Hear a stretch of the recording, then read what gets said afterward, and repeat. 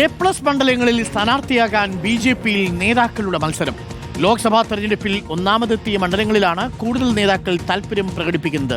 തൃശൂരിൽ മത്സരിക്കാൻ മുൻ അധ്യക്ഷൻ കെ സുരേന്ദ്രൻ, ജനറൽ സെക്രട്ടറിമാരായ എം.ടി. രമേശ്, ശോഭാ സുരേന്ദ്രൻ, പത്മജ വേണുഗോപാൽ എന്നിവർ താൽപര്യമറിയിച്ചു. വട്ടിയൂർക്കാവിൽ മത്സരിക്കാൻ കെ സുരേന്ദ്രനെ കൂടാതെ പത്മജ വേണുഗോപാലും വി രാജേഷും തയ്യാറെടുക്കുന്നുണ്ട്. വി.എസ്. രഞ്ജിത്തുണ്ട് കൂടുതൽ വിവരങ്ങളുമായി.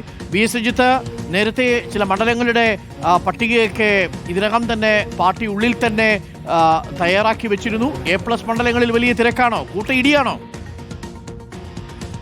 ബി.ജെ.പിയെ സംബന്ധിച്ച് അവർ മത്സരിക്കാൻ ഉദ്ദേശിക്കുന്ന, അതായത് ഉറച്ച സീറ്റുകളിൽ അവർ നേരത്തെ കൂട്ടി സ്ഥാനാർത്ഥികളെ പ്രഖ്യാപിച്ച് നേരത്തെ തന്നെ മത്സരത്തിന് ഒരുങ്ങാനുള്ള നിർദ്ദേശം കൊടുത്തിട്ടുണ്ട്. പക്ഷേ 11 സീറ്റുകൾ ബി.ജെ.പിയെ സംബന്ധിച്ച് അമിതമായി സാധ്യത കൽപ്പിക്കപ്പെടുന്ന, ബി.ജെ.പിക്കുള്ളിൽ തന്നെ അവർ കണക്കാക്കുന്ന ഒരു മണ്ഡലമാണത്. പുതിയതായി എമേർജ് ചെയ്ത സീറ്റാണ് തൃശ്ശൂർ സീറ്റ് എന്ന് പറയുന്നത്. ഈ തൃശ്ശൂർ സീറ്റിന് വേണ്ടിയാണ് ഒന്നിലധികം നേതാക്കന്മാർ ആ മണ്ഡലത്തിന് വേണ്ടി കേന്ദ്രീകരിച്ച് പ്രവർത്തിക്കാൻ താല്പര്യപ്പെടുകയും പ്രവർത്തനങ്ങൾ തുടങ്ങുകയും ചെയ്തിട്ടുള്ളത്. അതിൽ പ്രധാനപ്പെട്ട 4 നേതാക്കന്മാരുണ്ട് എന്നുള്ളതാണ്.